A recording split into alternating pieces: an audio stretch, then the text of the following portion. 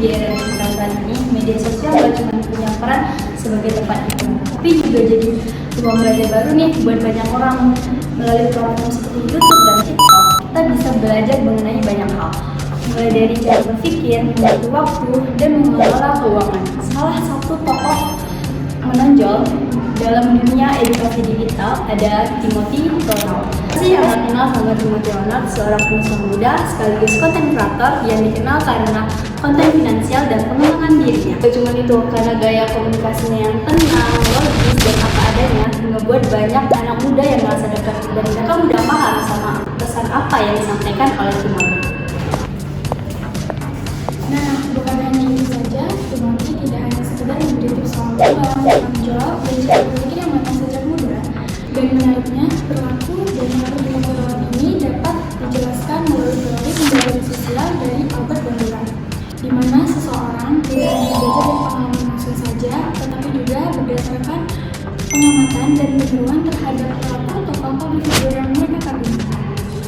Karena hal itulah juga mengapa kami memilih Timothy Ronald sebagai tokoh publik yang akan kami analisis berdasarkan 4 tahap modeling menurut Bandura.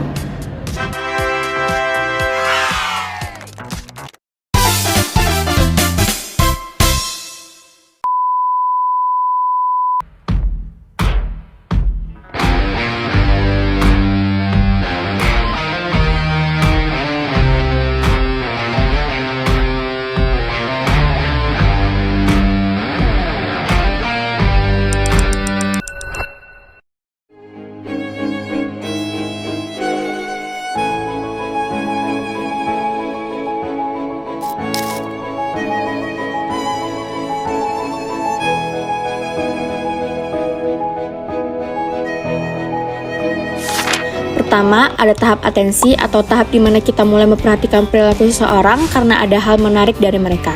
Kenapa sih banyak orang yang memperhatikan Timothy Ronald? Karena dia tampil dengan gaya yang tenang, percaya diri, tapi tetap sederhana. Dia juga bisa ngebahas hal berat kayak investasi atau bisnis, tapi bahasnya tetap ringan dan gampang dipahami. Selain itu, kontennya juga dikemas rapi dan profesional, bikin orang betah ngeliat dan dengerin apapun informasi yang dia sampaikan. Sisi positifnya, Timothy punya karisma dan gaya bicara yang bisa memotivasi, tapi di sisi lain ada juga yang malah fokus ke kesuksesannya aja, bukan ke proses belajarnya. Jadi perhatian orang bisa positif kalau niatnya belajar, tapi bisa juga salah arah kalau cuma ngejar vibes suksesnya. Lanjut ke tahap kedua, yaitu retensi. Pada tahap ini, kita mulai menyimpan dan mengingat perilaku atau pesan dari figur yang kita lihat. Orang bisa mengingat perilaku atau pesan dari Timothy Ronald karena cara penyampaiannya sederhana dan mudah dipahami. Ia sering menggunakan cerita nyata atau perumpamaan yang dekat dengan kehidupan sehari-hari, sehingga pesan seperti jangan bandingkan prosesmu dengan orang lain atau fokus pada versi terbaik dari dirimu sendiri jadi mudah diingat dan melekat di pikiran penontonnya. Selain itu, pesan yang sering diulang di berbagai platform seperti potongan video pendek dengan kutipan yang sama di TikTok membuat penonton semakin hafal dengan nilai-nilai yang ia sampaikan. Gaya bicaranya yang tenang dan suasana videonya yang sederhana juga membantu penonton fokus pada isi pesannya, karena penyampaiannya terasa dekat dengan kehidupan nyata. Banyak orang yang akhirnya mampu mengingat bahkan mengulang lagi pesan-pesannya dalam kehidupan mereka sendiri, meskipun videonya sudah selesai ditonton. Nah, kita masuk ke tahap ketiga, yaitu reproduksi motorik. Di tahap ini, seseorang mulai meniru perilaku yang dilihat dari figur tersebut. Kalau kita lihat Timothy Ronald, banyak banget perilaku positifnya yang gampang buat ditiru, kayak rajin nabung, bikin catatan keuangan, belajar investasi kecil-kecilan, atau bahkan sekedar mengatur waktu biar produktif.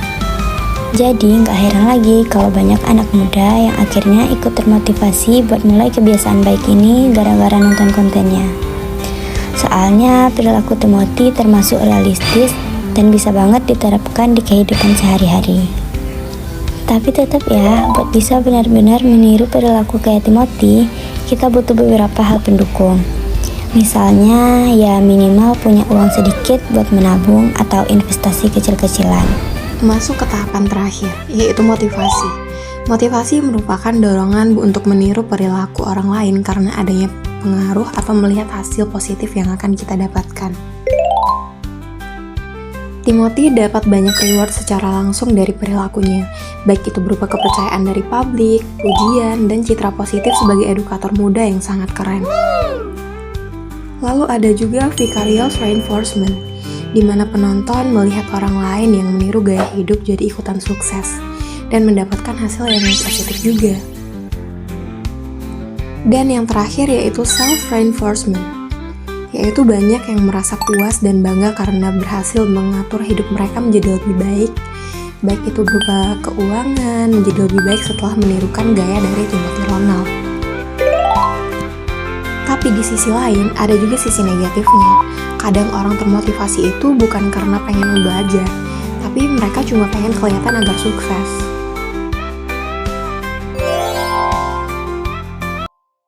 Menurut analisis kami, perilaku dan gaya hidup Timothy Ronald berpotensi besar ditiru anak muda karena kontennya sederhana, logis, dan realistis. Dampak positifnya yaitu mendorong kesadaran akan disiplin, tanggung jawab, dan pengelolaan waktu. Namun, tanpa pemahaman yang tepat, hal ini bisa menimbulkan tekanan untuk selalu produktif dan takut gagal. Kalau dikaitkan dengan teori Bandura, perilaku ini menunjukkan bagaimana seseorang bisa belajar lewat pengamatan atau observational learning, yaitu anak muda meniru karena termotivasi oleh hasil positif. Figur seperti Timothy dapat menjadi model pembentuk perilaku baik, asalkan peniru menyadari bahwa setiap orang punya proses yang berbeda. Dan itulah presentasi dari kami. Semoga dari pembahasan tadi kita bisa lebih sadar nih bahwa belajar itu bisa dari mana aja, termasuk lewat sosok yang kita ketahui dari media sosial. Nah, yang terpenting kita bukan hanya meniru, tapi juga memahami bagaimana nilai dari setiap perilaku positif. Terima kasih sudah menonton. Sampai jumpa di video selanjutnya.